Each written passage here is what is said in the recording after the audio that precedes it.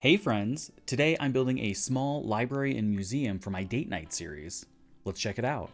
So I'm back in Magnolia Promenade working on this final build in my date night series, which has been a series of builds that I've been doing to kind of revamp Magnolia Promenade and just provide your Sims with some, kind of fun activities and lots to go to for, mainly dates, but of course, you can come here anytime that you'd like.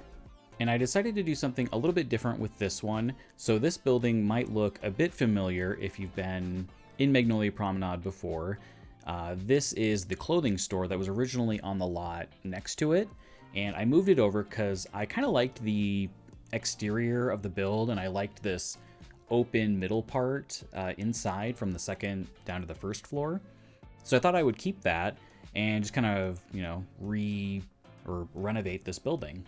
It took me a little bit to figure out what I wanted to do with the floor plan for this build, but on the first floor, I basically ended up having a separate kids room, like activity area, a separate skill room, and then sort of a back room where I would imagine the librarians would be, processing books and, incoming pieces, and then also kind of a break room next to the circulation desk.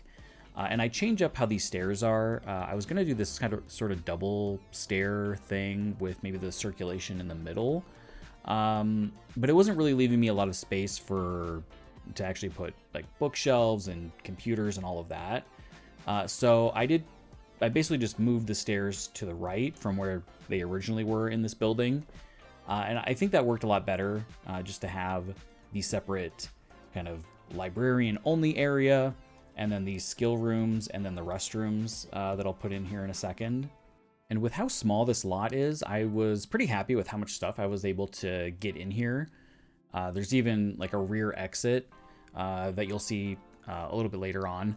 But yeah, there's like a whole separate kids room that's got a few different like activity tables and like the science table and all of that.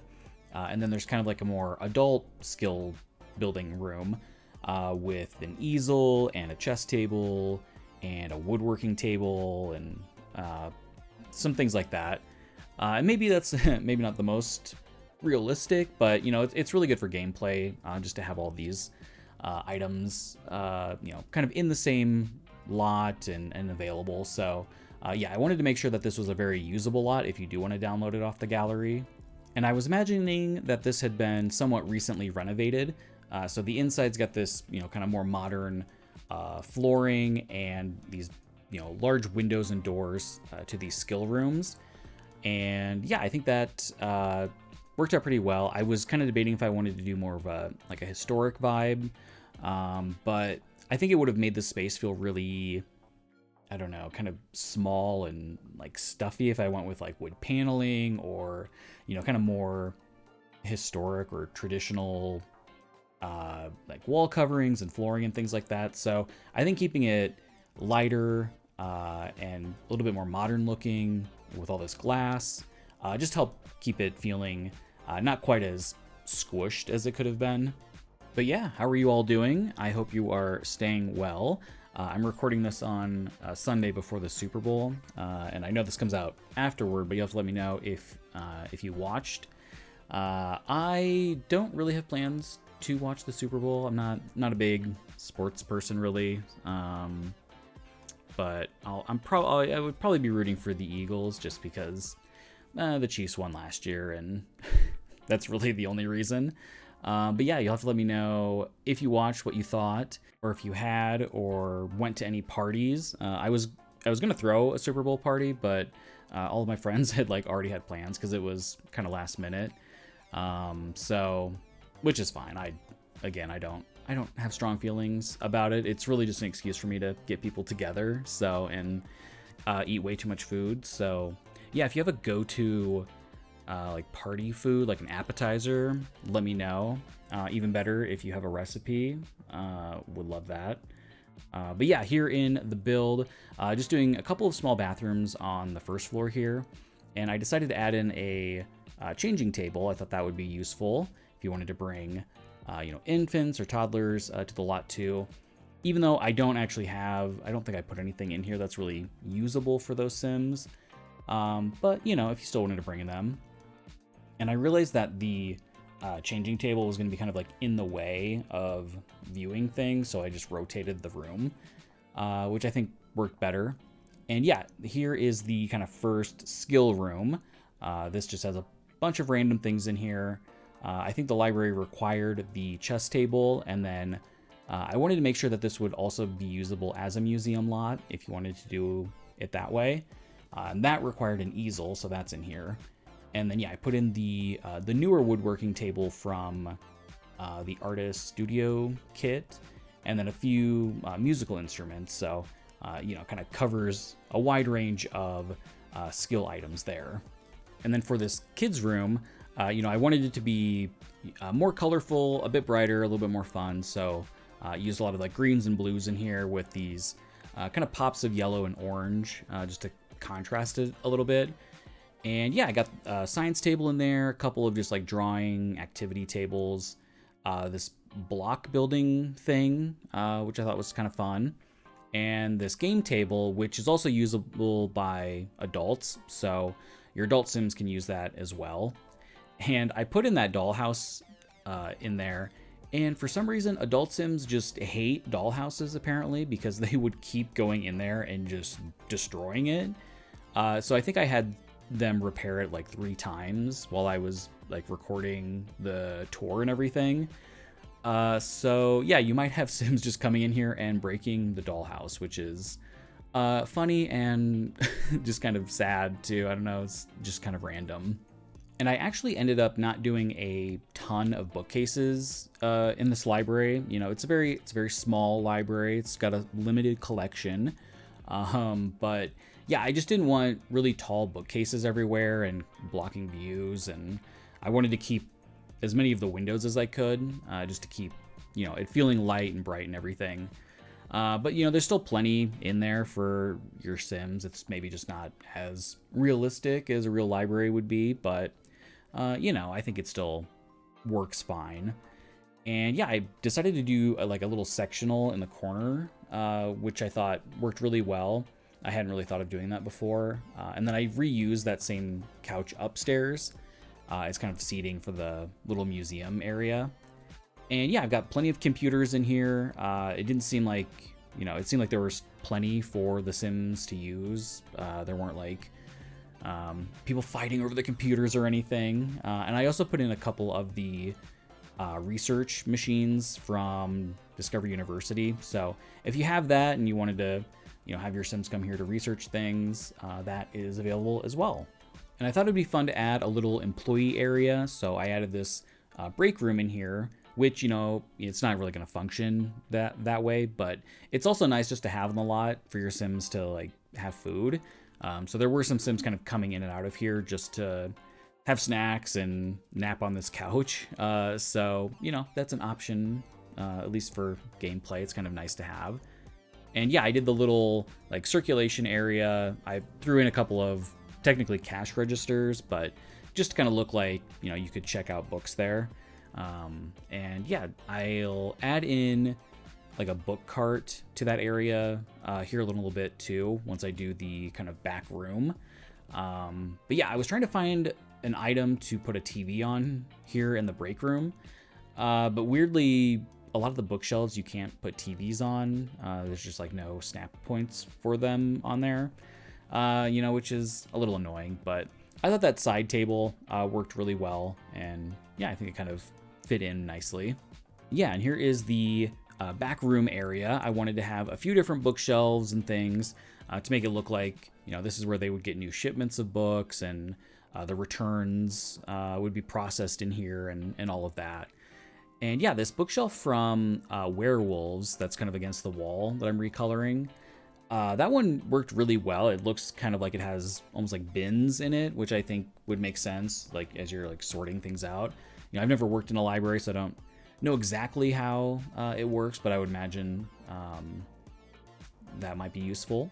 I've been in kind of like the back room of a somewhat large library, and they've got, it's like a whole like logistic system back there that's really cool. So the logistics nerd in me was kind of geeking out when I saw that. But yeah, much smaller operation here, so I didn't need, you know, conveyor belts and all of that here. But yeah, I just wanted to have plenty of shelving back there for it.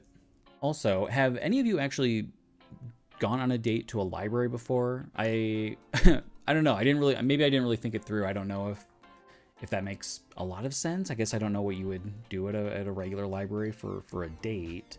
But I guess that's kind of why I wanted to do the museum too, because that feels like more of a date activity, you know, kind of looking at different things and talking about it. Whereas a library, I don't know if it would make as much sense, but I just like the kind of combination lots, you know, so you can set it as different things and it's a little bit more usable for your Sims, gives you a little bit more flexibility depending on, you know, what you're needing in your gameplay. But yeah, you'll have to let me know if you've ever gone on a date to a library. I think that's kind of interesting. I think like I've heard, you know, people go to bookstores and stuff. I think that makes a lot of sense, but yeah, I'd be curious to know. And now I'm up in the museum part working on this, and yeah, it's a pretty small museum, but yeah, I think it's kind of fun. At first I was going to try to use this fencing that kind of looks like the stanchions that you can kind of unclip and move around, but it wasn't really doing what I wanted it to. It's like the one time where I actually want a fence to automatically place posts randomly, because if it had like automatically added the, I don't know, like the poles that, you know, it would kind of clip into, I think that would have been a little bit more realistic. So I just ended up using this kind of metal one, I think from Get Famous, which, you know, works fine. It's just not quite what I had in mind for this. But yeah, and then I just kind of created a platform to put the actual items up on, because I could have used like displays and stuff, but I think that would have been, I don't know, I was worried it was going to be really cluttered looking, just to have a bunch of stands everywhere. Plus, I think it would have blocked the windows a lot. So I think this ended up working a little bit better.